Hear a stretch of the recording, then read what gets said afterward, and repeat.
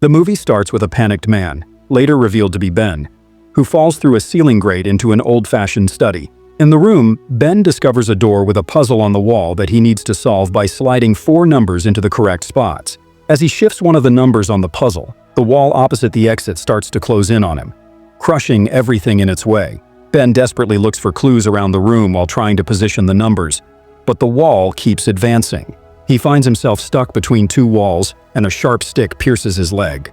Just before we witness this, the scene shifts back to 3 days earlier in Chicago, Illinois. We see Zoe, who is in a college lecture hall, feeling nervous as her professor poses a question. Despite she knew the answers, she can't bring herself to raise her hand. After class, her professor encourages her to overcome her shyness and challenges her to face something that scares her. During Thanksgiving break, she then goes back to her dorm room. The next morning, as her roommate heads off for the Thanksgiving break, she discovers a package for Zoe outside their door. Inside, there's a note from her professor along with a mysterious black puzzle box. Next, we meet Jason, a confident stock trader. He receives a call from a satisfied client offering him a vacation to Tahiti. Soon after, Jason gets a note from the client along with a black puzzle box identical to Zoe's. Meanwhile, Ben works as a stock boy at a grocery store. When he's denied a promotion to cashier, his boss claims it wouldn't be good for business. As the boss leaves, he notices Ben's flask and advises him to quit drinking and make some friends. Ben looks crushed, prompting the boss to apologize. The following morning, Ben arrives at work to find a note from his boss and a black puzzle box on his desk. Zoe, Jason, and Ben all successfully unlock their puzzle boxes. Zoe solves hers independently. Jason relies on a YouTube tutorial, and Ben accidentally discovers the answer while attempting to break the box open with a hammer.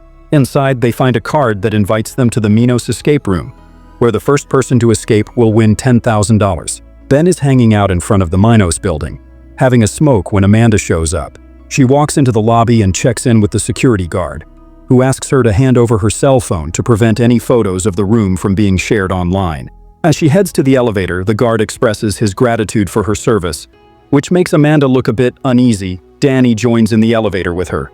Once they reach the waiting room, they find Jason, Zoe, and Mike already there. Ben soon joins them, and they all chat while waiting for the game to start. Danny excitedly shares that he's experienced over 93 escape rooms. Ben grows impatient, waiting for the game to start, and decides to step outside for a smoke. As he reaches for the door, the handle breaks off in his hand, and Danny realizes the game has begun. The spot where the handle broke now resembles an oven dial, prompting the group to start looking for clues. Amanda notices that all the magazines in the room were addressed to a Dr. Wooten Yu. Meanwhile, Mike browses through the books on the shelf and discovers a screwdriver hidden inside a copy of Fahrenheit 451. Zoe then turns the oven dial to 451 degrees, activating heating panels around the room that begin to raise the temperature. Amanda grows anxious and asks the figure behind a frosted glass window for a clue.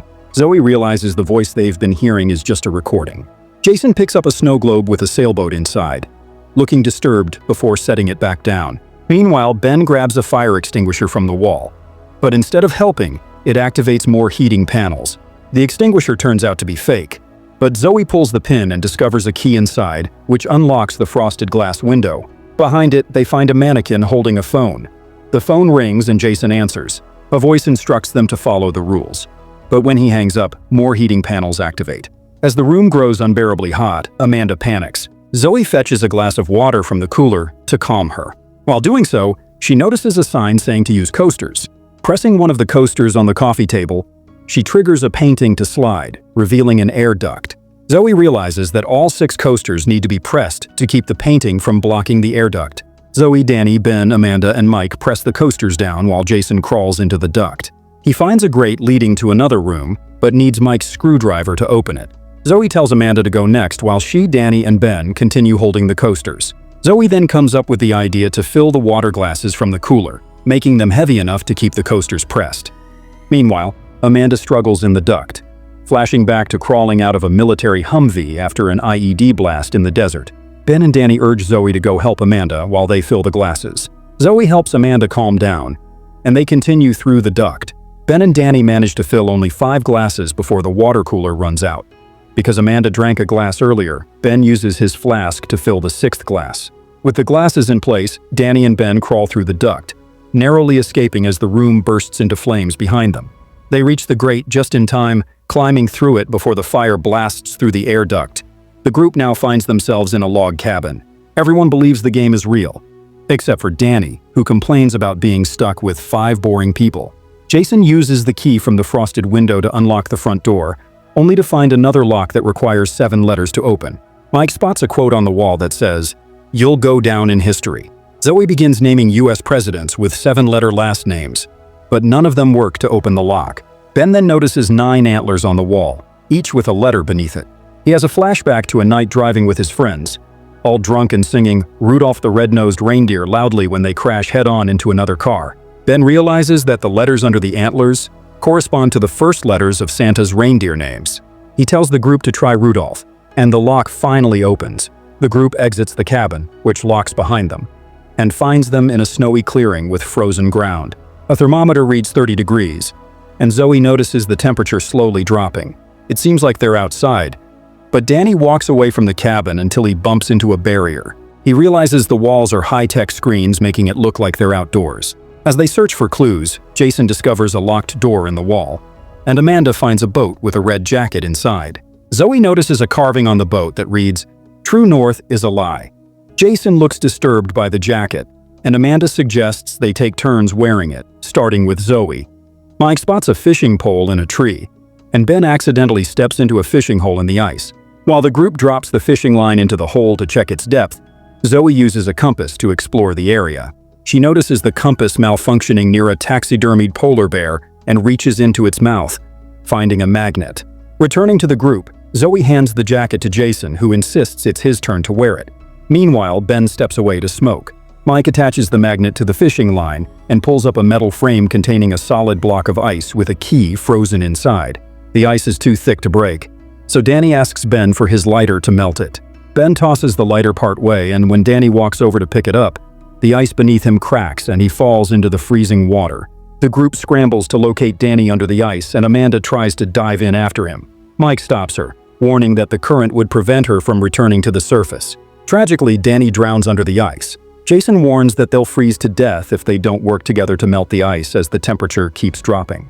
He flashes back to sitting on the hull of an overturned boat in freezing water, alongside another man wearing the same red jacket they found earlier.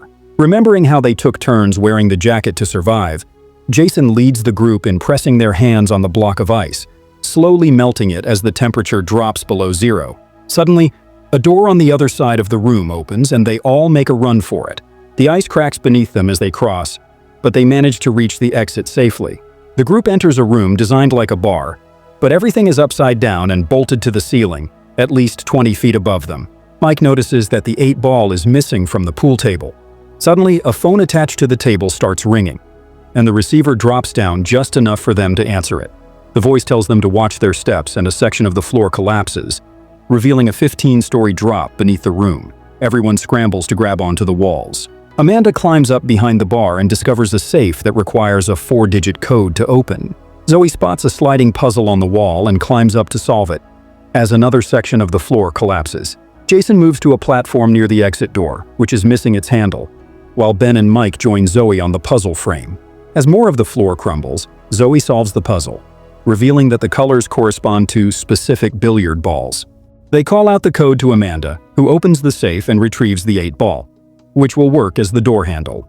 The combined weight causes the puzzle frame to pull away from the wall, and Zoe falls onto a remaining section of the floor below, dazed from the impact. She flashes back to the interior of a crashed airplane, upside down, staring at her mother's lifeless body still strapped into her seat.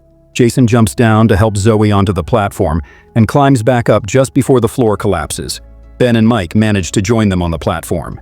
Meanwhile, Amanda takes the 8 ball, jumps from the bar to the pool table, and uses her arms to pull herself along its edge until she gets her legs up.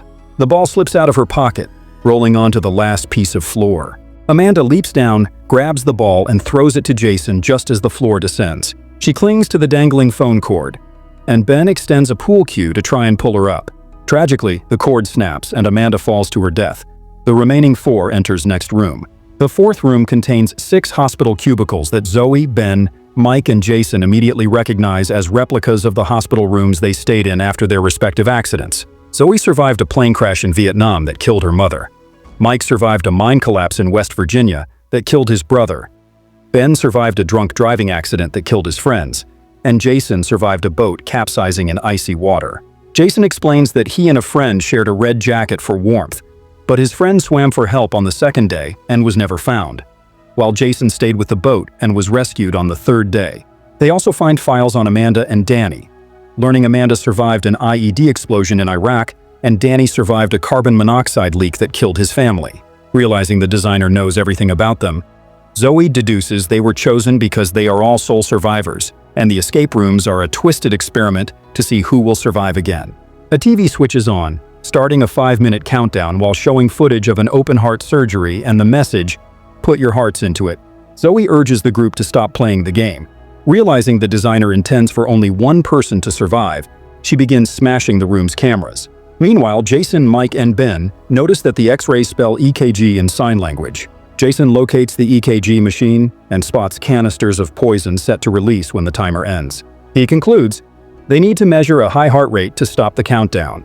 Ben's heart rate isn't high enough, so Jason hooks the machine to Mike.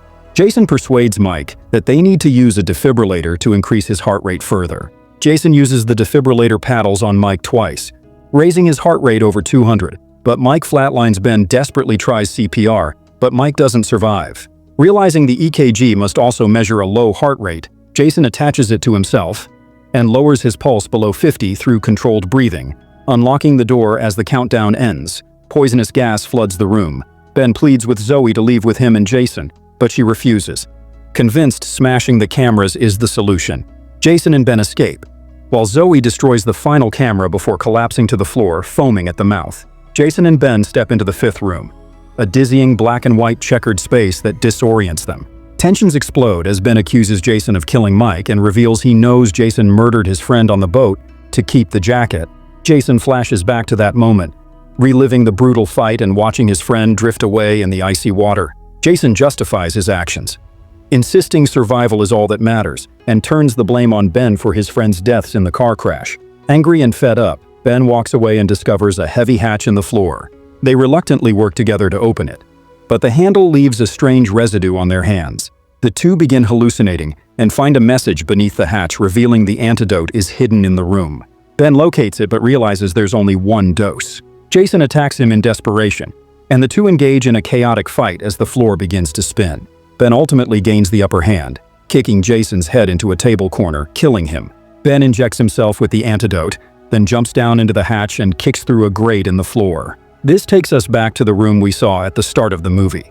He is almost crushed by the walls, but manages to wiggle sideways into the fireplace. As the walls slam together, the fireplace mantle breaks open a door, allowing Ben to escape the room. He steps into a big room filled with computers, where a screen shows the 6 contestants, all with their faces crossed out except for his. The Game Master welcomes him and explains that the game was created to entertain a special group of wealthy and powerful people. Previous games featured college athletes and geniuses, and the organizers wanted to see who could be the last one standing. Meanwhile, 2 workers in hazmat suits enter the hospital escape room to clear Mike and Zoe's bodies. They notice a breathing tube hanging from the ceiling. Zoe, who survived by using the tube after destroying the cameras, suddenly attacks them from behind with an IV stand. She knocks them out, steals a gun, and makes her escape. Meanwhile, in the high-tech control room, Ben confronts the Game Master, asking if he can leave since he technically won the game. The Game Master agrees but suddenly turns on Ben, starting to strangle him with a wire. Ben pulls a stick from his wounded leg and stabs the Game Master, causing him to release the wire. But the Game Master fights back, climbing on top of Ben to finish the job. In the heat of the struggle, the Game Master looks up and sees something alarming on the computer screen. The system shows a system override message, and the contestants list now includes Ben, Zoe, and the Game Master himself, marking them all as part of the game. Zoe shoots the Game Master but doesn't kill him. He runs behind some crates, and while Zoe is distracted trying to wake Ben up, the Game Master attacks her and gains control of the gun. Just as he's about to shoot, Ben smashes him in the head with a glass container and then shoots him dead. The screen changes to show the Game Master's face crossed out, and Zoe and Ben are listed as the winners. Zoe and Ben exit the building and head to the hospital for Ben's injuries. While they are at the hospital, the police arrive to pick up Zoe and take her to the Minos building. Upon entering, the building appears abandoned and falling apart. The police tell Zoe they haven't found any evidence of the events she describes. She asks them to speak with Ben to corroborate her story, but they reveal that Ben's blood work showed multiple drugs in his system. Zoe then notices the words "No Way Out" spray-painted on a wall. Realizing it's an anagram for Dr. Wooten Yu, whose name appeared in various escape rooms, Zoe tries to explain further. However, the police dismiss her claims and insist that she leave the premises. 6 months later, Zoe and Ben meet at a cafe. Ben's life has improved. He's now working as a salesperson for vegan dog food. Zoe shows Ben a binder filled with her findings about Minos. Inside, there are articles about the deaths of Amanda, Mike, Jason, and Danny, all of which cover up their true causes of death. Danny's death is reported as drowning in Lake Michigan, Jason's as a motorcycle accident, Amanda's as a fall during a solo rock climb, and Mike died from heart attack in the bathroom. In her research, Zoe has also traced the Minos logo to the coordinates of their headquarters in New York City. Ben agrees to join her when she flies there in 2 weeks to try to bring Minos down once and for all. The film cuts to a plane in distress, one of its engines ablaze. Flight attendants scramble to find a way into the cockpit. They manage to get inside, but it's too late to stop the plane from crashing into the ground. The camera then pulls back to reveal that the entire scene is staged, with the plane suspended inside a warehouse. The flight attendants and passengers are all employees of Minos, taking part in a test escape room scenario. A figure appears in shadows on a screen and asks an employee about the survival rate for the scenario. The employee reports that it's only 4%. The figure, displeased, insists that it needs to be more survivable, as it's no fun if the participants have no chance. He then reveals that he has Ben and Zoe's flight itinerary, and the escape room scenario must be prepared for their upcoming flight. In this way, movie ends here.